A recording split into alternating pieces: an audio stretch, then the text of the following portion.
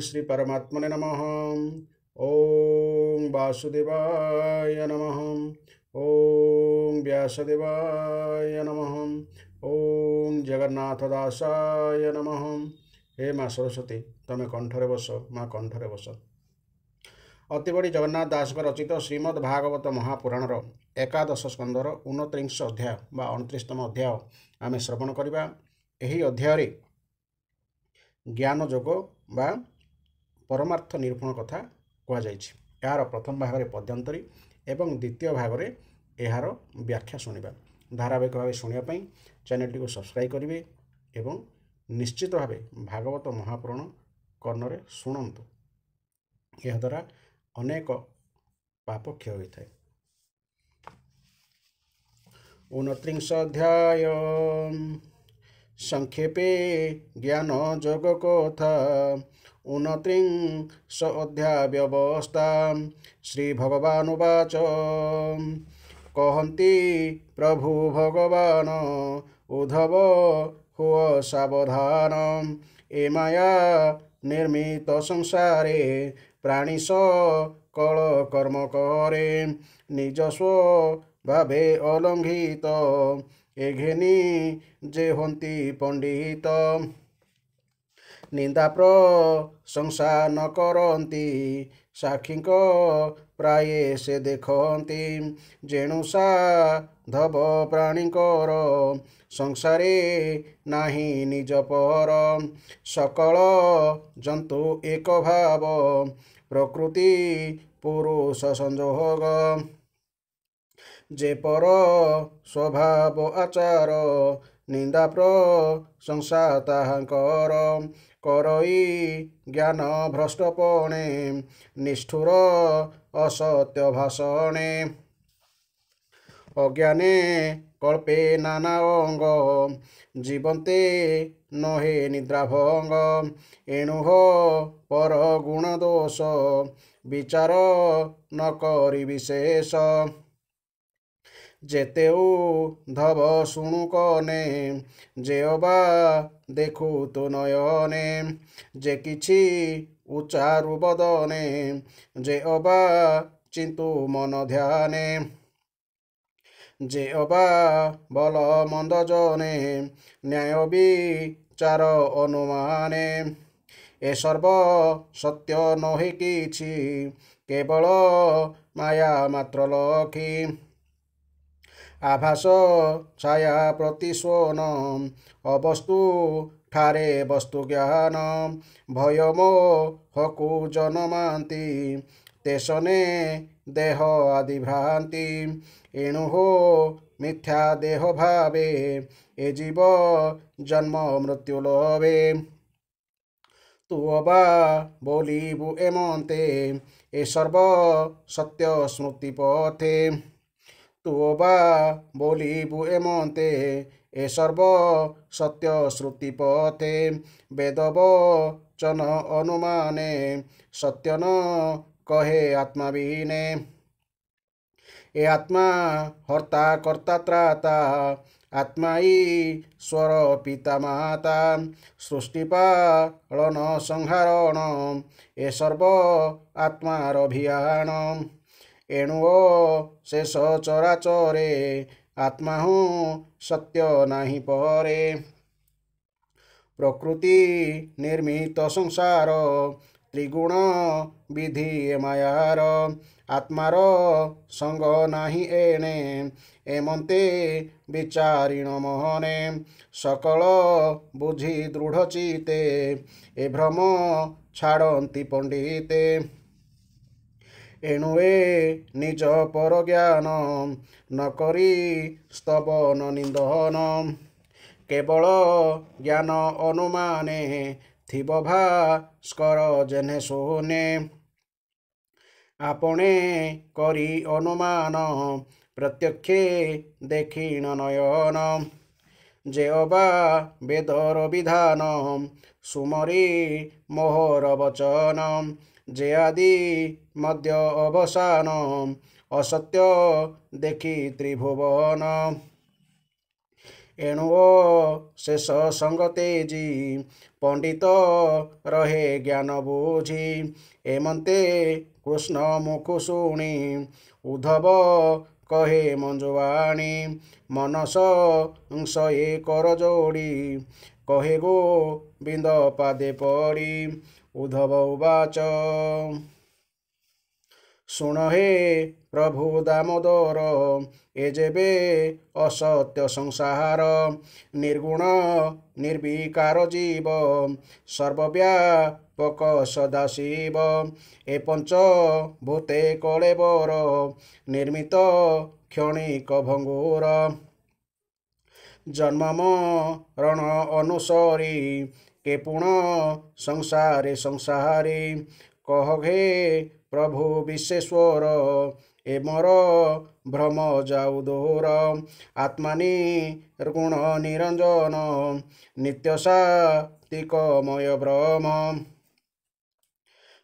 ଏ ଆତ୍ମା ସର୍ବଭୂତେ ବସେ ଆଦିତ୍ୟ ଯେସନେ ଆକାଶେ। ଇନ୍ଧନ ମଧ୍ୟେ ଅଗ୍ନି ଯେହ୍ନେ ଜ୍ୱଳନ୍ତେ ଦେଖି ଅନୁମାନେ। ଆତ୍ମା ପ୍ରକାଶ ଏହି ମତେ ପ୍ରତ୍ୟକ୍ଷେ ଦେଖି ଏ ଜଗତେ। ସ୍ୱଭାବେ ଆତ୍ମା ସର୍ବପୂର୍ଣ୍ଣ ସାକ୍ଷୀ ପୁରୁଷ ନିରଞ୍ଜନ। ସେ ଯେବେ ରହେ ନିଜ ପୁରେ ଜନ୍ମ ମରଣେ କେ ସଞ୍ଚରେ। ଆତ୍ମା ଅଖଣ୍ଡ ନିରଞ୍ଜନ ସ୍ୱଭାବେ ଦେହ ଅଚେତନ। ଏଣୁ ଏ ସଂସାର କାହାର ନିଶ୍ଚୟ କହ ଦାମୋଦର। ଉଦ୍ଧବ ବାକ୍ୟ ଶୁଣି ହସି କହନ୍ତି ପ୍ରଭୁ ବ୍ରହ୍ମରାଶି। ଶ୍ରୀ ଭଗବାନ ବାଚ ଯାବତ ଦେହେ ଅହଙ୍କାର ଇନ୍ଦ୍ରିୟ ପ୍ରାଣରେ ସଞ୍ଚାର। ତାବତ ଜୀବ ସଞ୍ଚରଇ ଯେଣୁ ଏ ହାଙ୍କ ସଙ୍ଗେ ଥାଇ। ଆତ୍ମା ସ୍ୱଭାବେ ନିରଞ୍ଜନ ନ ଦେଖି ସଂସାର ଘଟନ। ଏହାଙ୍କ ସଙ୍ଗେ ମୂଢ଼ପଣେ ସଂସାରେ ଭ୍ରମେ ଅକାରଣେ। ଜାଗ୍ରତ ପୁରୁଷ ଯେସନ କରଇ ଯେ ବିଷୟ ଧ୍ୟାନ। ଶୟନ କାଳେ ସେ ସ୍ୱପନେ ଦେଖେ ବିବିଧ ଅର୍ଥେ ଜେନେ। ଶୟନେ ସ୍ୱପ୍ନ ଯେବେ ଦେଖେ ଅସତ୍ୟ ସତ୍ୟ କରି ଲେଖେ। ପୁଣି ସେ ନିଦ୍ରା ଅବସାନେ ସକଳ ମିଥ୍ୟା କରି ମଣେ। ଏ ଘେନି ଲୋଭ ଭୟ କ୍ରୋଧ ହରସ ବିରସ ପ୍ରମାଦ। ଏ ଆଦି ବିବିଧ ପ୍ରକାରେ ସର୍ବସମ୍ଭବ ଅହଙ୍କାରେ। ଜନମ ମୃତ୍ୟୁ ଆଦି ଯେତେ ଆତ୍ମାର ନୋହେ କଦାଚିତେ। ଦେହ ଇନ୍ଦ୍ରିୟ ମନ ପ୍ରାଣ ଏଣେ ଯାହାର ଅଭିମାନ। ସେ ଜୀବ ରୂପେ ସୂକ୍ଷ୍ମ ଦେହେ ତ୍ରିଗୁଣେ ଜନ୍ମ ମୃତ୍ୟୁ ବହେ। କାଳର ବଳେ ଏ ସଂସାରେ ଭ୍ରମେ ତ୍ରିଗୁଣ ଅହଙ୍କାରେ। ଏ ଅହଙ୍କାର ବନ୍ଧ କହି ନିବୃତ୍ତି ମୁକତି ବୋଲାଇ। ମୂଳ ଏ ହାର ଅପ୍ରକାଶ ବିବିଧ ରୂପେ ହୋଏ ଦୃଶ୍ୟ। ମନ ବଚନ ଦେହ ପ୍ରାଣେ ପ୍ରକାଶ ହୋଏ ନାନା କର୍ମେ। ଯେ ପାରେ ଗୁରୁ ଆଶ୍ରୟ କରି ଜ୍ଞାନ ଖଡ଼ଗ କରେ ଧରି। ନିବୃତ କରି ବୁଦ୍ଧି ମନ ଛେଦଇ ସେ ଦୃଢ଼ ବନ୍ଧନ। ତୃଷ୍ଣାବର୍ଜିତ ନିର୍ବିକାରେ ଆନନ୍ଦେ ଭ୍ରମଇ ସଂସାରେ। ବେଦ ତପସ୍ୟା ପ୍ରତ୍ୟକ୍ଷରେ ଗୁରୁ ବଚନ ତର୍କ ଦ୍ୱାରେ। ବିଚାରି ଜାଣିବ ନିରୋଳେ ଯେଥାଇ ଆଦି ଅନ୍ତକାଳେ। ଈଶ୍ୱର ସର୍ବହେତୁ ସେହି ମଧ୍ୟ ସେ ଜଗତ ବୋଲାଇ। ଏଣେ ବି ବେକ ଜାର ହୋଇ ଜାଣିବ ଜ୍ଞାନୀ ସେ ଅଟଇ। ସୁବର୍ଣ୍ଣେ ନାନା ଦ୍ରବ୍ୟ ଯେନେ ଧରଇ ନାନା ରୂପ ଭିନେ। ରୂପ ବି ନାଶେ ସେ ସୁବର୍ଣ୍ଣ ସେ ଭାବେ ଜଗତ ଭିନ୍ନ। ମୋହର ତହୁଁ ସମ୍ଭବଇ କାଳେ ପ୍ରବେଶ ମୋର ତହିଁ। ଜାଗ୍ରତ ସ୍ୱପ୍ନ ସୁଷୁପ୍ତିରେ କିଏ ବା ସମାଧି ବିଧିରେ। କାର୍ଯ୍ୟକାରଣ କର୍ତ୍ତା ରୂପେ ଜଗତ ମଧ୍ୟେ ଯେହୁ ବ୍ୟାପେ। ପରମ ବ୍ରହ୍ମ ସତ୍ୟ ସେହି ଉଦ୍ଧବ ସାକ୍ଷୀ ରୂପେ ଥାଇ। ଆଗେ ନ ଥିଲା ପଛେ ନାହିଁ ମଧ୍ୟରେ ନାମ ମାତ୍ର ଥାଇ। କର୍ତ୍ତା କାରଣୁ ସମ୍ଭବଇ ଭିନ୍ନ ନାମରେ ପ୍ରକାଶଇ। ଉଦ୍ଧବ ଅସତ୍ୟ ସେ ଜାଣ କର୍ତ୍ତା କାରଣୁ ନୁହେଁ ଭିନ୍ନ। ରାଜସ ବିକାର ଜଗତ ସର୍ଜନା ଅଟେ ପଞ୍ଚଭୂତ। ବ୍ରହ୍ମ ଅଟନ୍ତି ସ୍ୱୟଂ ଜ୍ୟୋତି ଏଣୁ ସେ ନିଜେ ପ୍ରକାଶନ୍ତି। ଇନ୍ଦ୍ରିୟ ଅର୍ଥ ଆତ୍ମାମାନ ଏ ଆଦି ନହେ ବିଦ୍ୟମାନ। ତଥାପି ବ୍ରହ୍ମମୟ ଏହି ଯେଣୁ ପ୍ରକାଶ ତାର ହୋଇ। ଏ ରୂପେ ବ୍ରହ୍ମ ବିବେକରେ ଗୁରୁ ବଚନ ଧରି ଶିରେ। ଜାଣିନ ବ୍ରହ୍ମକୁ ସାକ୍ଷାତେ ଇନ୍ଦ୍ରିୟ ଭୋଗ ଛାଡ଼ିଚିତେ। ଦେହାତ୍ମ ଭାବ ପରିହରି ବ୍ରହ୍ମ ଆନନ୍ଦେ ମଦ ଭରି। ଆତ୍ମସନ୍ଦେହ ତେଜି ଦୂରେ ଆନନ୍ଦେ ଭ୍ରମିବ ସଂସାରେ। ଦେହ ଇନ୍ଦ୍ରିୟ ଦେବ ପ୍ରାଣ ପବନ ଜଳ ହୁତାସନ। ଏଠାରେ ଦେବ ଅର୍ଥ ଇନ୍ଦ୍ରିୟଙ୍କ ଅଧିଷ୍ଠାତୃ ଦେବତା।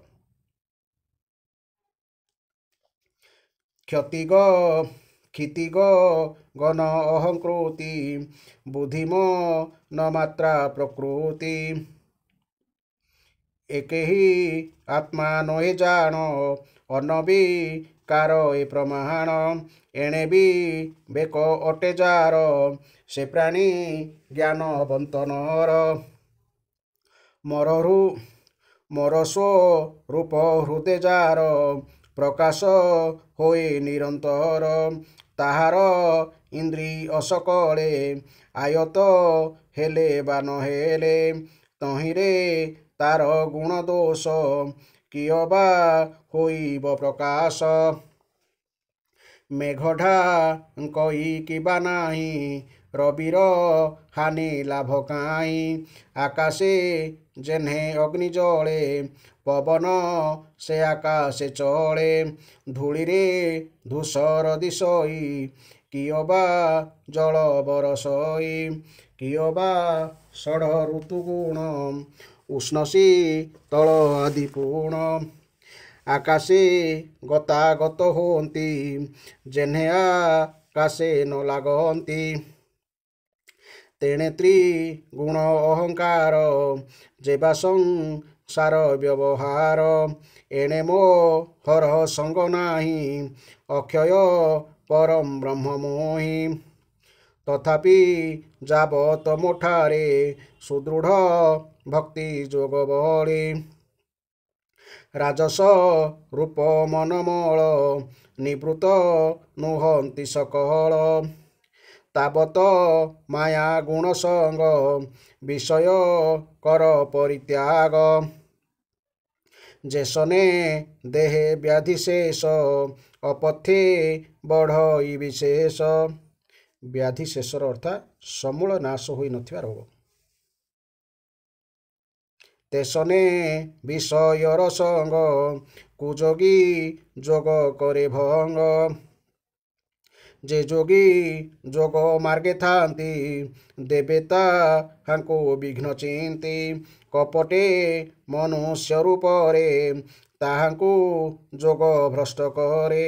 ସେ ପୁଣି ପାଇ ଦେହାନ୍ତର ପ୍ରାକ୍ତନ ବଳେ ବାରମ୍ବାର ଯୋଗ ଭ୍ୟାସେ ହୋଇ ରତ ନୁହନ୍ତି କେବେ କର୍ମତନ୍ତ୍ର କର୍ମର ବଳେ ଜନ୍ମ ମୃତ୍ୟୁ କର୍ମେଶ ସଂସାରେ ପଡ଼େ ଜନ୍ତୁ ଯେବେ ତା ଜ୍ଞାନ ଉଦେ ହୋଇ ପୁଣି ସଂସାରେ ନ ପଡ଼ଇ ଛାଡ଼ଇ ଦେହାଦିର ଧର୍ମ ଅଖଣ୍ଡ ସୁଖରେ ନିମଗ୍ନ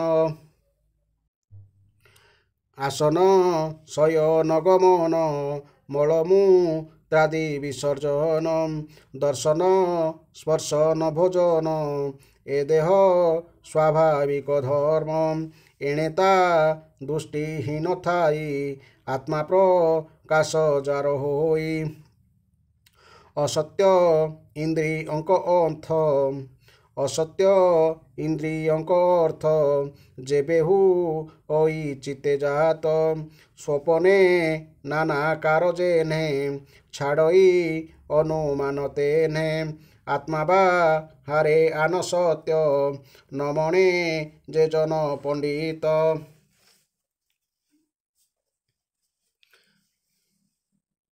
ଆତ୍ମାର ବନ୍ଧନ ମୁକତି ଅଜ୍ଞାନ ବଳରୁ ପ୍ରତୀତି ଅଜ୍ଞାନ ନିବର୍ତ୍ତିଲେ ଜ୍ଞାନେ ଆତ୍ମାକୁ ନିର୍ବିକାର ଜାଣେ ସୂର୍ଯ୍ୟ ଉଦୟେ ତମନାଶେ ଜଗତ ସ୍ୱରୂପେ ପ୍ରକାଶେ ନଥାଏ କିଛି ତା ବିକାର କେବଳ ପ୍ରକାଶ ମାତର ତେସନେ ମୋର କୃପା ଦୃଷ୍ଟି ଖଣ୍ଡଇ ସକଳ ରିଷ୍ଟି ଅଜ୍ଞାନ ତମ ଯାଏ ଦୂର ଦିଶଇ ଆତ୍ମା ନିର୍ବିକାର ଏ ଆତ୍ମା ସ୍ୱୟଂ ଜ୍ୟୋତିମନ୍ତ ଅଜ ପ୍ରମେୟ ଅନନ୍ତ ଦେଶକାଳ ଅପରିଚ୍ଛିନ୍ନ ନାହିଁ ଯା କ୍ଷୟ ବୃଦ୍ଧିମାନ ଅପରିଚ୍ଛିନ୍ନର ଅର୍ଥ ସୀମାବଦ୍ଧ ନୁହେଁ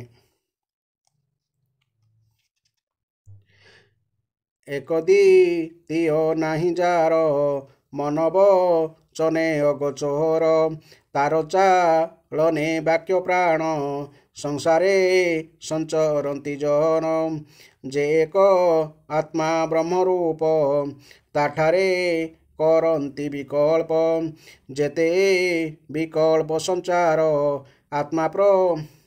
ଆତ୍ମାଶ୍ରୟ ଏହାଙ୍କର ରଜତ ଭ୍ରମ ପ୍ରାଣୀ ମନେ କାହୁଁ ହୋଇବ ସୁକ୍ତି ବିନେ ସୁକ୍ତିର ଅର୍ଥାତ୍ ଶାମୁକା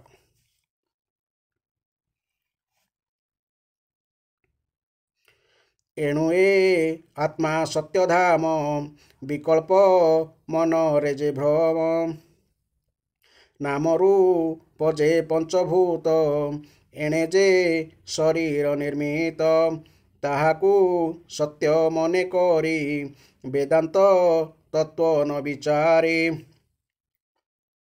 ପଣ୍ଡିତ ପଣେ ଅହଙ୍କାରୀ ବିଅର୍ଥେ ଅର୍ଥବାଦ କରେ ଅପକ୍ୱ ଯୋଗ ଯୋଗୀଙ୍କର ଯେ ବିଘ୍ନ ଶରୀରୁ ବାହାର ସେ ବିଘ୍ନ ଯେଣେ ନାଶ ଯାଇ ସେ ବିଧି ଶୁଣ ମ କହଇ ଶୀତତ ପତି ଦେହ କ୍ଲେଶ ଯେ ଅବା ବାତ ଆଦି ଦୋଷ ନାସିବ ଯୋଗ ଧାରଣାରେ ଯେ ପ୍ରାଣାୟାମ ଆସନରେ ତାପରେ ତାପ ମନ୍ତ୍ରେ ଗ୍ରହ ଔଷଧେ ସର୍ପ ଆଦି ଭୟ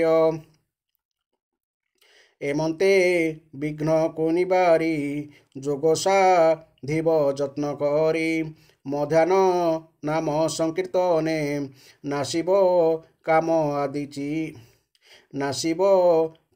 ଆଦି ବିଘ୍ନେ ଭକ୍ତ ଯୋଗୀଙ୍କ ସେବା ଭାବେ ନାସିବ ମାନ ମଦ ଦମ୍ଭେ କେ ଅବା ଏସବୁ ଉପାଏ ଦୃଢ଼ କରିଣ ଯୁବା ଦେହେ ପରକାୟ ପ୍ରବେଶ ଆଦି ଯୋଗେ ସାଧନ୍ତି ସବୁ ସିଦ୍ଧି ଫଳର ପ୍ରାୟ ଏ ଶରୀର ବୃକ୍ଷର ପ୍ରାୟ ଆତ୍ମାଚିର। ଏଣୁ ପଣ୍ଡିତମାନଙ୍କର ଦେହରେ ନଥାଇ ଆଦର। ଦେହର ବିଘ୍ନ ନାଶ ଅର୍ଥେ କେଅବା ସାଧଇ ନିରତେ। ଯେଅବା ବୁଦ୍ଧିମନ୍ତ ଜନେ ନକରି ଶ୍ରଦ୍ଧା ଦେହ ଧର୍ମେ। ଏ ଯୋগে ନ ବଢ଼ାଇ ଚିତ ଶରଣ ମୋର ପାଦଗତ। ମୋର ଆଶ୍ରୟ ହୋଇ ଯୋଗୀ ଯୋଗ ସାଧନେ ଯେବେ ଲାଗି। ବିଘ୍ନତା ହାକୁ ନ ଲାଗଇ ପରମ ଆନନ୍ଦେ ରମଇ। ଏ ରୂପେ ଜ୍ଞାନ ଯୋଗ ହରି ଉଦ୍ଧବେ କହିଲେ ବିସ୍ତାରି। ଚିତେତା ଯେତେ ଅହଙ୍କାର ଗୋବିନ୍ଦ କଲେ ସର୍ବଦୂର। ପରମ ଜ୍ଞାନ ଉପଦେଶେ ଗୋବିନ୍ଦ କହିଲେ ବିଶ୍ୱାସେ। ସଂସାର ଭାବ ଭାବଗ୍ରାହୀ ଅଜ୍ଞାନ କଳ୍ପିତ ବୁଝାଇ। ଉଦ୍ଧବ ଚିତ୍ତେ ମୋହ ପାଶି ଜ୍ଞାନ କଡ଼ଗେ ତାହା ନାଶି। ଜ୍ଞାନ ବୁଝାଇ ଭାବ ବସେ ଭକତି ଯୋଗ କହି ଶେଷେ। କୃଷ୍ଣ ଚରିତ ଭାଗବତ କହଇ ଦାସ ଜଗନ୍ନାଥ। ଇତି ଶ୍ରୀମଦ୍ଭାଗବତେ ମହାପୁରାଣେ ପରମହଂସ ସଂହିତାୟାଂ ଏକାଦଶ ସ୍କନ୍ଧେ ଶ୍ରୀକୃଷ୍ଣ ଉଦ୍ଧବ ସମ୍ବାଦେ ସଂକ୍ଷିପ୍ତ ଜ୍ଞାନ ଯୋଗ କଥନଂ ନାମ 29 ଅଧ୍ୟାୟ। ବର୍ତ୍ତମାନ ଏହି ଅଧ୍ୟାୟରେ ଆମେ ବ୍ୟାଖ୍ୟା ଶୁଣିବା। ଭଗବାନ ଶ୍ରୀକୃଷ୍ଣ କହିଲେ, ହେ ଉଦ୍ଧବ, ଯେହେତୁ ସକଳ ବିଶ୍ୱର ବାହାରେ ଓ ଭିତରେ ସର୍ବତ୍ର ଏକମାତ୍ର ଆତ୍ମା ହିଁ ବ୍ୟାପ୍ତ ହୋଇ ରହିଛି ଏବଂ ପ୍ରକୃତି ଓ ପୁରୁଷ ଉଭୟଙ୍କ ଠାରୁ ହିଁ ଏ ବିଶ୍ୱ ଉତ୍ପନ୍ନ ହୋଇଛି, ତେଣୁ ଅନ୍ୟର ସ୍ୱଭାବ ଓ କର୍ମକୁ ନେଇ କାହାରି ପ୍ରଶଂସା ବା ନିନ୍ଦା କରିବା ଉଚିତ ନୁହେଁ। ଯେଉଁ ବ୍ୟକ୍ତି ଅନ୍ୟର ସ୍ୱଭାବ ଏବଂ କର୍ମକୁ ନିନ୍ଦା ବା ସ୍ତୁତି କରେ ସେ ଅସତ୍ ପ୍ରତି ଦୁରାଗ୍ରହୀ ହୋଇଥାଏ। ତେଣୁ ସେ ଉନ୍ନତି ମାର୍ଗରୁ ଭ୍ରଷ୍ଟ ହୋଇଯାଏ ଓ ତାର ପତନ ହୁଏ। ଶୋଇପଡ଼ିଲେ ଜୀବର ରାଜସିକ ଅହଙ୍କାରରୁ ଜାତ ଇନ୍ଦ୍ରିୟମାନେ ନିଦ୍ରା ଦ୍ୱାରା ଆକ୍ରାନ୍ତ ହୋଇଯାଆନ୍ତି ଏବଂ ଯଦି ମନ ସକ୍ରିୟ ଥାଏ ତେବେ ଆବଦ୍ଧ ଜୀବାତ୍ମା ମାୟା ରାଜ୍ୟରେ ଅର୍ଥାତ୍ ସ୍ୱପ୍ନ ରାଜ୍ୟରେ ପ୍ରବେଶ କରିଥାଏ ଏବଂ ସେଠାରେ ବିଭିନ୍ନ ବସ୍ତୁ ଦେଖି ସେଗୁଡ଼ିକୁ ସତ୍ୟ ବୋଲି ଭାବେ। ପରେ ଯଦି ମନ ମଧ୍ୟ ନିଷ୍କ୍ରିୟ ହୋଇଯାଏ ତେବେ ଜୀବାତ୍ମା ବା ଦେହ ଆଦି ସମ୍ବନ୍ଧରେ ନିଶ୍ଚିତ ହୋଇଯାଇ ସୁଷୁପ୍ତି ଅବସ୍ଥାରେ ପହଞ୍ଚିଯାଏ। ଆଉ ସ୍ୱପ୍ନର ଦୃଶ୍ୟ ଦେଖାଯାଏ ନାହିଁ, ମାତ୍ର ତାହା ମିଥ୍ୟାରେ ପରିଣତ ହୋଇଯାଏ। ଠିକ୍ ସେହିପରି ଜାଗ୍ରତ ଅବସ୍ଥାରେ ଦେଖାଯାଉଥିବା ଓ ଚିନ୍ତନ କରାଯାଉଥିବା ବସ୍ତୁ ମଧ୍ୟ ମିଥ୍ୟା। ଏକମାତ୍ର ପରମାତ୍ମା ହିଁ ସତ୍ୟ। ଯେଉଁ ବସ୍ତୁ ବାସ୍ତବରେ ନାହିଁ ଅର୍ଥାତ୍ ଯାହାର କୌଣସି ସତ୍ତା ନାହିଁ, ତାହାକୁ ଭଲ ବା ମନ୍ଦ ବୋଲି କହିବାର କିଛି ଅର୍ଥ ନାହିଁ। ସେପରି କହିବା ବାଣୀର ବିଳାସ ମାତ୍ର, ତେଣୁ ମିଥ୍ୟା। ସୁତରାଂ ସେସବୁ ବସ୍ତୁ ବିଷୟରେ ମନର ଚିନ୍ତନ କରିବା ବୃଥା। ଛାୟା, ପ୍ରତିଧ୍ୱନି ଓ ଆଭାସ ଏହି ତିନୋଟି ଯାକ ସତ୍ୟ ନୁହନ୍ତି, ତଥାପି ଏସବୁ ନିଜ ନିଜର କର୍ମ କରନ୍ତି। ଆମେ ଛାୟାରେ ବସୁଛୁ, ତାହାକୁ ଉପଯୋଗ କରିପାରୁଛୁ, ପ୍ରତିଧ୍ୱନି ଶୁଭୁଛି ଓ ତାହା ଶୁଣି ଏ କ'ଣ ହେଲା ବୋଲି ବ୍ୟସ୍ତ ହେଉଛୁ। ଦଉଡ଼ିକୁ ଭୁଲରେ ସାପ ବୋଲି ଭାବିଦେଲେ ଭୟ ଜାତ ହେଉଛି। ଠିକ୍ ସେହିପରି ଏହି ଦେହ ଆଦି ପଦାର୍ଥ ସବୁ ବି ମିଥ୍ୟା, ତଥାପି ଏସବୁ ମିଥ୍ୟା ବସ୍ତୁ ପ୍ରାଣୀମାନଙ୍କୁ ମୃତ୍ୟୁ ପର୍ଯ୍ୟନ୍ତ ଭୟ ଓ ଦୁଃଖ ଦିଅନ୍ତି। ସକଳ ବିଶ୍ୱର ଆତ୍ମା ଏକ ଓ ଅଦ୍ୱିତୀୟ। ସେହି ଆତ୍ମା ହିଁ ବ୍ରହ୍ମା ହୋଇ ନିଜ ଦ୍ୱାରା ନିଜକୁ ନିର୍ମାଣ କରେ। ସେ ସ୍ୱୟଂ ବିଷ୍ଣୁ ରୂପରେ ନିଜକୁ ରକ୍ଷା ବି କରେ ଏବଂ ପ୍ରଳୟ କାଳରେ ରୁଦ୍ର ରୂପରେ ନିଜକୁ ସଂହାର ବି କରେ। ତେଣୁ ଆତ୍ମାକୁ ଛାଡ଼ି ଅନ୍ୟ କୌଣସି ବସ୍ତୁ ଥିବା ସିଦ୍ଧ ହୁଏ ନାହିଁ। ତଥାପି ଆତ୍ମାଠାରୁ ଭିନ୍ନ ଯେଉଁ ଅନ୍ୟ ଭାବ ବା ସତ୍ତା ଦେଖିବାକୁ ମିଳେ ତାହା ଭିତ୍ତିହୀନ ବା ଅମୂଳକ। କିନ୍ତୁ ଅମୂଳକ ହୋଇ ମଧ୍ୟ ଯାହା ଆତ୍ମାରେ ତିନି ପ୍ରକାର ଆଭାସିତ ହୁଏ ବା ଥିଲା ପରି ଦେଖାଯାଏ ତାହାକୁ ତୁମେ ତ୍ରିଗୁଣାତ୍ମିକ ମାୟାର ହିଁ କାର୍ଯ୍ୟ ବୋଲି ଜାଣ। ହେ ଉଦ୍ଧବ, ଏ ଯେଉଁ ଜ୍ଞାନ ବିଜ୍ଞାନ ଯୁକ୍ତ ଉପଦେଶ ମୁଁ ତୁମକୁ ପ୍ରଦାନ କଲି, ଏହା ଗ୍ରହଣ କଲେ ବିଦ୍ୱାନ ପୁରୁଷ କାହାର ନିନ୍ଦା କରିବେ ନାହିଁ କି ସ୍ତୁତି କରିବେ ନାହିଁ। ସେହି ମହାପୁରୁଷ ସୂର୍ଯ୍ୟଙ୍କ ସମାନ ଜ୍ଞାନାଲୋକ ବିସ୍ତାର କରି ସର୍ବତ୍ର ବିଚରଣ କରିବେ।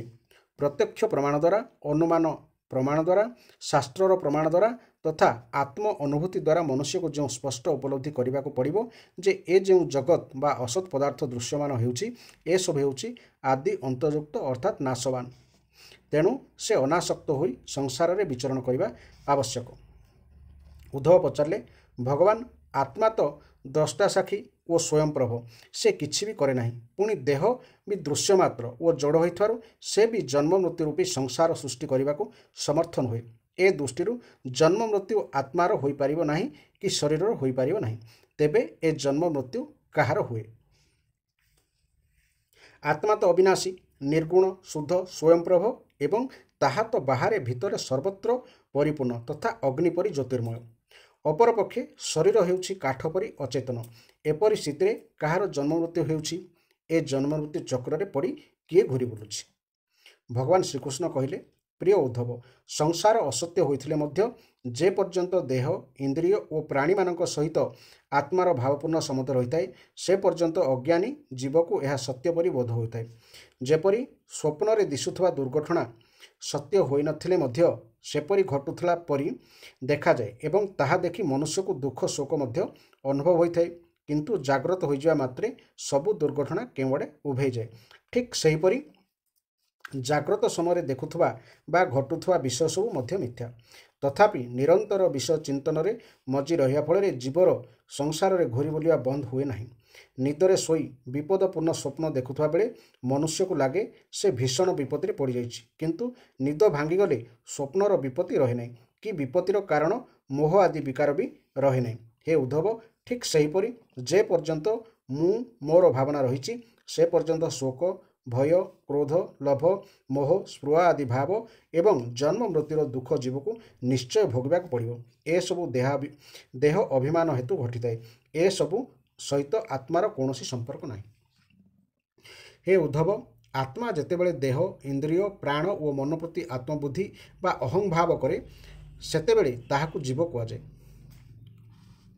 सही सूक्ष्माति सूक्ष्म आत्मा ही मूर्ति होउछि गुण और कर्म समन्वय निर्मित लिंग शरीर ताहाकु ही केउठी श्रुतात्मा एवं आउ केउठी महतत्व कुआ जाइथाय। ताहार आहुरी अनेक नाम रही से जड़ पदार्थ रे अहंत ममत्व करिवारु कालरूपी परमेश्वर अधीन होई जन्म मृत्यु चक्र रे घूरी बुले। अहंकार ही मन वाणी प्राण शरीर कर्म आदि अनेक रूप से देखा जाउछि। एहार कौनसी मूल नथिबारु एहा होछि मिथ्या।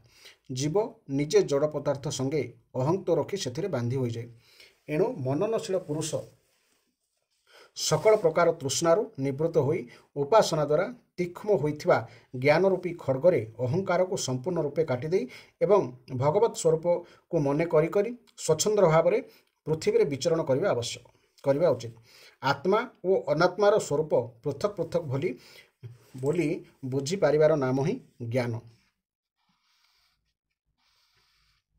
यही ज्ञान उदित होगले द्वैतर अस्तित्व आउ रहे नहीं। ज्ञान लाभर उपाय है तपस्या द्वारा हृदय विशोधन वेद आदि शास्त्र श्रवण प्रत्यक्ष प्रमाण महापुरुष मानकर उपदेश स्वानुभूति तर्कसिद्ध अनुमान द्वारा सर्वत्र आत्मतत्व दर्शन।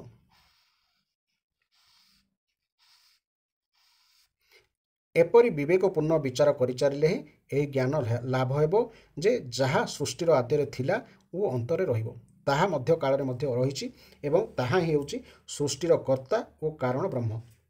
हे उद्धव सुनारे कंकण कुंडल आदि बहु प्रकार गहना तैयारी हुए। गहना तैयारी हेबा पूर्व जो सुना थिला गहना को भांगी देवा परे मध्य सेही सुना रहे एवं मध्यवर्ती काल रे जो गहना तैयारी होई व्यवहृत हैला ताहा भी सुना थिला। ठीक सेहीपरि जगतर आदि अंत और मध्य मध्य मु ही रही थाए। वास्तव में मु ही सत्य तत्व। प्रिय उद्धव मन हेउछि जाग्रत स्वप्न और सुसुप्ति यही तीन अवस्था युक्त। उक्त तीन अवस्थार कारण हेउछि सत्व रज और तम यही तीन गुण। पुणी ए जगतर तीन भेद है आध्यात्म बा इंद्रिय आदि कारण अधिभूत पृथ्वी आदि कार्य और अधिदैव अर्थात कर्ता। यही सबु त्रिविधता जहाँकर उपस्थिति बा सत्ता हेतु सत्य परि प्रतीयमान हेउछि एवं समाधि आदि रे एही त्रिविधता न रहुथिले मध्य जहाँकर उपस्थिति अक्षुण्ण होई रहुछि सेही तुरीय तत्व ही उक्त तीन त्रिविधतार ଅତୀତ ତଥା ଏସବୁରେ ଅନ୍ତର୍ଭୁତ। ସେହି ଚତୁର୍ଥ ବ୍ରହ୍ମତତ୍ତ୍ୱ ହିଁ ହେଉଛି ସତ୍ୟ। ଉକ୍ତ ତୁରୀୟ ତତ୍ତ୍ୱ ବିଷୟରେ ଜ୍ଞାନ ହୋଇଗଲେ ସବୁ ତ୍ରିବିଧତା ସମାପ୍ତ ହୋଇଯାଏ। ଯାହା ପ୍ରଥମେ ନଥିଲା ଓ ପରେ ବି ରହିବ ନାହିଁ, ତାହା ବା ଦୃଶ୍ୟମାନ ଜଗତ ମଧ୍ୟଭାଗରେ ବି ନାହିଁ, ତାହା କେବଳ ନାମକୁ ମାତ୍ର ରହିଛି। ବାସ୍ତବରେ ପରମାତ୍ମା ହିଁ ଜଗତର ବାହାର ଭିତର ସର୍ବତ୍ର ପରିବ୍ୟାପ୍ତ ହୋଇ ରହିଛନ୍ତି। ଯେଉଁ କାରଣରୁ କାର୍ଯ୍ୟ ଉତ୍ପନ୍ନ ହୋଇଥାଏ, ସେହି କାରଣ ହିଁ କାର୍ଯ୍ୟରେ ପରିବ୍ୟାପ୍ତ ହୋଇଥାଏ। ଯେହେତୁ ପରମାତ୍ମାଙ୍କ ଠାରୁ ଜଗତ ଉତ୍ପନ୍ନ ହୋଇଛି, ତେଣୁ ପରମାର୍ଥ ସତ୍ତା ହିଁ ଏସବୁ ରୂପରେ ଦେଖାଯାଉଛି। ଏହା ମୋର ଦୃଢ଼ ନିର୍ଣ୍ଣୟ। ଏ ଯେଉଁ ବିକାରମୟୀ ରାଜସ ସୃଷ୍ଟି, ଏହା ନଥାଇ ମଧ୍ୟ ଥିଲା ପରି ଦିଶୁଛି, ପ୍ରକୃତରେ ଏହା ହେଉଛି ସ୍ୱୟଂ ପ୍ରକାଶ ବ୍ରହ୍ମ। ଇନ୍ଦ୍ରିୟ, ମନ ଓ ପଞ୍ଚଭୂତ ପ୍ରଭୃତି ଯେତେ ସବୁ ଚିତ୍ର ବିଚିତ୍ର ନାମ ରୂପ ରହିଛି, ସେହିମାନଙ୍କ ରୂପରେ ବ୍ରହ୍ମ ହିଁ ପ୍ରତୀୟମାନ ହେଉଛି। ତେଣୁ ସାଧକ ଆତ୍ମଜ୍ଞାନୀ ଗୁରୁଙ୍କ ସାହାଯ୍ୟ ନେଇ ଶ୍ରବଣ, ମନନ, ନିନିଧ୍ୟାସନ ଓ ସ୍ୱାନୁଭୂତି ରୂପୀ ବ୍ରହ୍ମ ବିଚାରର ସାଧନା ଦ୍ୱାରା ଦେହ ଆଦି ଅନ୍ୟ ବସ୍ତୁକୁ ଆତ୍ମା ବୋଲି ନ ଭାବି ସେସବୁକୁ ପୂର୍ଣ୍ଣ ରୂପେ ପ୍ରତ୍ୟାଖ୍ୟାନ କରିଦେବା ଆବଶ୍ୟକ। ଏପରି ପ୍ରତ୍ୟାଖ୍ୟାନ ଦ୍ୱାରା ଆତ୍ମବିଷୟକ ସନ୍ଦେହକୁ ଛିନ୍ନ ଭିନ୍ନ କରି ନିଜ ଆତ୍ମା ସାକ୍ଷାତକାରର ଆନନ୍ଦରେ ମଗ୍ନ ହୋଇ ସକଳ ପ୍ରକାର କାମନା ତ୍ୟାଗ କରିଦେବା ଉଚିତ। ଏହି ପାର୍ଥିବ ଶରୀର ଆତ୍ମା ନୁହେଁ। ଠିକ୍ ସେହିପରି ଇନ୍ଦ୍ରିୟଗଣଙ୍କ ଅଧିଷ୍ଠାତୃ ଦେବତା, ପ୍ରାଣ, ବାୟୁ, ଜଳ, ଅଗ୍ନି ଓ ମନ ମଧ୍ୟ ଆତ୍ମା ନୁହେଁ। କାରଣ ଏସବୁର ଧାରଣ ଓ ପୋଷଣ ଅନ୍ନ ଦ୍ୱାରା ହିଁ ହୁଏ। ବୁଦ୍ଧି, ଚିତ୍ତ, ଅହଙ୍କାର, ଆକାଶ, ପୃଥିବୀ, ଶବ୍ଦ ଆଦି ବିଷୟ ଓ ତ୍ରିଗୁଣ ସମ୍ୟାବସ୍ଥା ରୂପୀ ପ୍ରକୃତି ଏସବୁ ମଧ୍ୟ ଆତ୍ମା ନୁହନ୍ତି। ଏପରି ବିଚାର କରି ନେତି ବଚନ ଦ୍ୱାରା ଅନାତ୍ମ ବସ୍ତୁମାନଙ୍କୁ ପ୍ରତ୍ୟାଖ୍ୟାନ କରିଦେବାକୁ ପଡ଼ିବ। ପ୍ରିୟ ଉଦ୍ଧବ, ଆକାଶରେ ମେଘମାନେ ଯେତେ ଯିବା ଆସିବା କଲେ ମଧ୍ୟ ସୂର୍ଯ୍ୟଙ୍କର ଯେପରି କୌଣସି ହାନି ଲାଭ ହୁଏ ନାହିଁ। ଯାହାଙ୍କର ମୋର ସ୍ୱରୂପ ବିଷୟରେ ପୂର୍ଣ୍ଣ ଜ୍ଞାନ ହୋଇଯାଇଛି, ତାଙ୍କ ଭିତରେ 3 ଗୁଣର ବେଗ ଯେତେ ବଢ଼ିଲେ ଛିଡ଼ିଲେ ବି ତାଙ୍କ ଉପରେ ସେହିପରି ତାହାର କୌଣସି ପ୍ରଭାବ ପଡ଼ିବ ନାହିଁ। କାରଣ ସେ ତାଙ୍କର ନିଜ ଜ୍ଞାନରେ ଦୃଢ଼ ନିଶ୍ଚୟ ରୂପକ ଅଟଳ ଓ ଅଚଳ ହୋଇ ରହିଥାନ୍ତି। ଯେପରି ଆକାଶକୁ ବାୟୁ ଶୁଖାଇ ପାରେ ନାହିଁ, ଅଗ୍ନି ଜଳାଇ ପାରେ ନାହିଁ, ଜଳ ଭିଜାଇ ପାରେ ନାହିଁ, ଧୂଳି ବା ଧୂଆଁ ମଳିନ କରିପାରେ ନାହିଁ, କି ଋତୁମାନଙ୍କର ଉଷ୍ଣତା ଶୀତଳତା ଆଦି ଗୁଣ ପ୍ରଭାବିତ କରିପାରେ ନାହିଁ। କାରଣ ଏସବୁ ହେଉଛି କ୍ଷଣସ୍ଥାୟୀ ଭାବ ଓ ଆକାଶ ହେଉଛି ଏସବୁର ଅଧିଷ୍ଠାନ। ଠିକ୍ ସେହିପରି ସତ୍ୱଗୁଣ, ରଜଗୁଣ ଓ ତମଗୁଣର ବିଭିନ୍ନ ବୃତ୍ତି ତଥା କର୍ମ ଅବିନାଶୀ ଆତ୍ମାକୁ ସ୍ପର୍ଶ କରିପାରେ ନାହିଁ। କାରଣ ଆତ୍ମା ହେଉଛି ଏସବୁର ବହୁ ଊର୍ଦ୍ଧ୍ୱରେ। ଯେଉଁମାନେ ଏସବୁର ଅହଂଭାବ କରନ୍ତି, କେବଳ ସେହିମାନେ ଏସବୁ ଦ୍ୱାରା ପ୍ରଭାବିତ ହୋଇ ସଂସାରରେ ଘୂରି ବୁଲନ୍ତି। ହେ ଉଦ୍ଧବ, ଏପରି ହୋଇଥିଲେ ମଧ୍ୟ ଯେ ପର୍ଯ୍ୟନ୍ତ ସୁଦୃଢ଼ ଭକ୍ତିଯୋଗ ଦ୍ୱାରା ମନର ରଜଗୁଣମୟୀ ମୂଳ ସମ୍ପୂର୍ଣ୍ଣ ଦୂରୀଭୂତ ହୋଇନାହିଁ, ସେସବୁ ପର୍ଯ୍ୟନ୍ତ ଏସବୁ ମାୟାଜାତ ଗୁଣମାନଙ୍କ ତଥା ସେମାନଙ୍କ କାର୍ଯ୍ୟର ସଙ୍ଗ ସର୍ବଥା ବର୍ଜନ କରିବା ଉଚିତ। ହେ ଉଦ୍ଧବ, ଭଲ ରୂପେ ଚିକିତ୍ସା ନ କଲେ ରୋଗ ଯେପରି ସମୂଳ ନାଶ ହୁଏ ନାହିଁ, ତାହା ବାରମ୍ବାର ଦେଖାଦେଇ ମନୁଷ୍ୟକୁ ଦୁଃଖ କଷ୍ଟ ଦିଏ। ଯାହାଙ୍କ ମନରୁ ବାସନା ଓ କର୍ମ ସଂସ୍କାର ପୂର୍ଣ୍ଣ ରୂପେ ନଷ୍ଟ ହୋଇନାହିଁ ଓ ଯେ ସ୍ତ୍ରୀ ପୁତ୍ର ଆଦିଙ୍କ ପ୍ରତି ଆସକ୍ତ ହୋଇ ରହିଛନ୍ତି, ସେଭଳି ଅଧା ପୋଖତ ଯୋଗୀଙ୍କୁ ସେହିପରି କର୍ମବାସନା ପୀଡ଼ା ଦେଇ ଚାଲେ। ଦେବତାମାନଙ୍କ ଦ୍ୱାରା ପ୍ରେରିତ ହୋଇ ବା କୌଣସି ମନୁଷ୍ୟ ଦ୍ୱାରା ଘଟାଯାଇଥିବା ବିଘ୍ନ ହେତୁ ଯଦି ଯୋଗୀ କେବେ ପଥଭ୍ରଷ୍ଟ ହୋଇଯାଆନ୍ତି, ତେବେ ମଧ୍ୟ ସେ ନିଜର ପୂର୍ବାଭ୍ୟାସ ହେତୁ ପୁନର୍ବାର ଯୋଗାଭ୍ୟାସରେ ଲାଗିଯାଆନ୍ତି। କର୍ମ ଆଦିରେ ତାଙ୍କର ପ୍ରବୃତ୍ତି ଜାତ ହୁଏ ନାହିଁ। ହେ ଉଦ୍ଧବ, ସଂସ୍କାର ବା ପୂର୍ବାଭ୍ୟାସ ଆଦି ଦ୍ୱାରା ପ୍ରେରିତ ହୋଇ ଜୀବ ଜନ୍ମଠାରୁ ମୃତ୍ୟୁ ପର୍ଯ୍ୟନ୍ତ କର୍ମରେ ହିଁ ଲାଗି ରହୁଛି ଏବଂ କର୍ମରେ ଇଷ୍ଟ ଅନିଷ୍ଟ ଭେଦଭାବ ରଖି ହର୍ଷ ବିଷାଦ ଆଦି ବିକାରରେ ଗ୍ରସ୍ତ ହୋଇଯାଉଛି। କିନ୍ତୁ ଯେ ପରମାତ୍ମା ତତ୍ତ୍ୱ ଉପଲବ୍ଧି କରିସାରିଛନ୍ତି, ସେ ପ୍ରକୃତିରେ ରହିଥିଲେ ମଧ୍ୟ ଏବଂ ପୂର୍ବ ସଂସ୍କାର ଅନୁସାରେ ତାଙ୍କ ଦ୍ୱାରା କର୍ମ ସଂଗଠିତ ହେଉଥିଲେ ମଧ୍ୟ ସେ ହର୍ଷ ଶୋକ ଆଦି ବିକାରରେ ଗ୍ରସ୍ତ ହୁଅନ୍ତି ନାହିଁ। କାରଣ ଆନନ୍ଦ ସ୍ୱରୂପ ଆତ୍ମାର ସାକ୍ଷାତକାର ଲାଭ କରିଥିବାରୁ ତାଙ୍କର ସଂସାର ସମ୍ବନ୍ଧୀୟ ସବୁ ଆଶା ଓ ତୃଷ୍ଣା ପୂର୍ବରୁ ହିଁ ନଷ୍ଟ ହୋଇସାରିଥାଏ। ଯେ ଆତ୍ମସ୍ୱରୂପକୁ ଉପଲବ୍ଧି କରିସାରିଥାନ୍ତି, ତାଙ୍କୁ ଏ ଶରୀର ଠିଆ ହୋଇଛି ନା ବସିଛି ନା ଚାଲୁଛି ନା ଶୋଇଛି, ମଳମୂତ୍ର ତ୍ୟାଗ କରୁଛି ନା ଭୋଜନ କରୁଛି ଅଥବା ଅନ୍ୟ କିଛି ସ୍ୱାଭାବିକ କର୍ମ କରୁଛି, ସେ ବିଷୟରେ ମଧ୍ୟ ହୋସ୍ ନଥାଏ। ଅର୍ଥାତ୍ ବ୍ରହ୍ମାକାର ହୋଇଯାଇଥାଏ।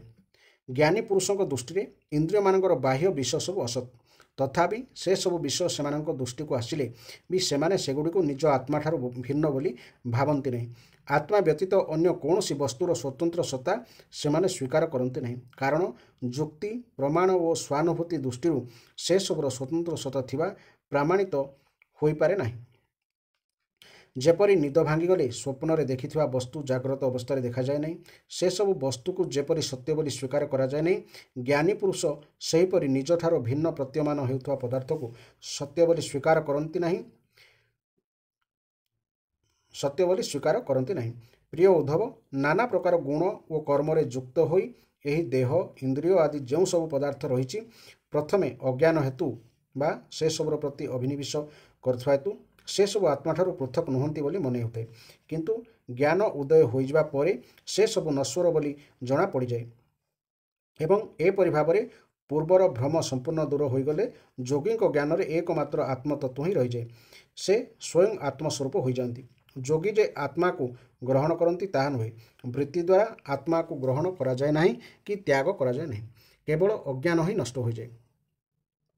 सूर्योदय हेबा द्वारा जेपरि दृश्यमान जगत नूतन रूपे निर्माण होई न थाए, केवल अंधकार ही दूर हो जाए। मो विषय को दृढ़ ज्ञान उदय होगले सेहीपरि मनुष्यर बुद्धिरु अज्ञान दूर हो जाए। आत्मा हेउची स्वयं प्रभ, अजन्मा, अप्रमेय स्वरूप एवं महानुभूति स्वरूप। सकल प्रकार अनुभूति आत्मार ही हुए। आत्मा हेउची अवर्णनीय। बाणी आत्मा को वर्णना करि न पारि सेथुर निवृत्त हो जाए। आत्मा हेउची अद्वितीय, से ही बाणी और प्राणर प्रवर्तक। हे उद्धव, अखंड अद्वितीय आत्मारे अर्थहीन नाम रूपर आधार रे प्रभेद दर्शन करवा हेउची मनर भ्रम और अज्ञान। अहं भाव रखिबारु ही जीव एपरि प्रभेद कल्पना करे। एई भ्रम और अज्ञानर स्वतंत्र सत्ता नहीं, किंतु जो प्रभेद दर्शन करा जाए ताहा आत्मार अधिष्ठान रे रही ही करा जाए। तेणु सबु किछि होउछि आत्मा। निजकु पंडित बोली भावुथुवा केतेक लोक नाम रूप और इंद्रिय ग्राह विषय समूहर एही पंचभूतात्मक द्वैत जगत सत्य बोली घोषणा करती, किंतु सेमानक सेही घोषणा हेउछि शब्दाडंबर मात्र। हे उद्धव, जदि योग साधना पूर्ण होगा पूर्वर कौनसी साधकंकर शरीर हठात रोग आदि उपद्रव पीड़ित हो जाए, तेबे से निम्नोक्त उपाय गुड़िक अवलंबन करने आवश्यक। शीतलता और उष्णता परी केतेक उपद्रव को यथाक्रमे सूर्य और चंद्र आदि उपर धारणा निबद्ध करने द्वारा, बात आदि व्याधि को प्राणायाम आदि योग धारणायुक्त आसन द्वारा एवं ग्रह सर्प आदिकृत विघ्न को तपस्या तंत्र एवं औषध आदि द्वारा दूर करदेवा आवश्यक। काम क्रोध आदि विघ्न को मोर चिंतन और नाम संकीर्तन आदि द्वारा नष्ट करदेवा पड़ो। पतन आड़ को नहीं जाउथुवा दंभ मद आदि विघ्न को महापुरुष मान सेवा करी धीरे धीरे दूर करदेवा हेब। केतेक मनस्वी जोगी विविध उपाय द्वारा शरीर को सुदृढ़ और चिर युवावस्था रखी अणिमा आदि सिद्धि प्राप्ति निमंते योग साधना करथंती, किंतु बुद्धिमान लोके एपरि विचार को समर्थन करते नहीं, कारण यह एक वृथा प्रयास। यही शरीरटा हेउछि गछरे फलिथिबा फल परी। गछर फल जेपरि दिने पाची फाटी झड़ी पड़िबा सुनिश्चित, यही शरीर दिने नष्ट हो जिबा भी ठीक सेहीपरि सुनिश्चित।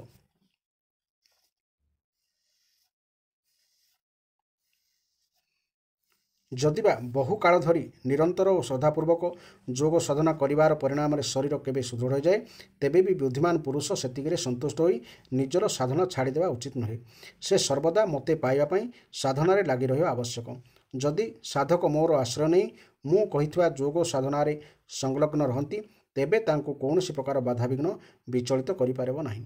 तांकर सकल कामना वासना नष्ट होइजिबो एवं से आत्मानंदर अनुभूति मग्न होइजिबो। यही सुंदर अध्यायर व्याख्या। धारावाहिक भाव शुणापी आपण मैंने चैनल टी सब्सक्राइब करंतु एवं शुणंतु। जय जगन्नाथ, जय जगन्नाथ, जय जगन्नाथ।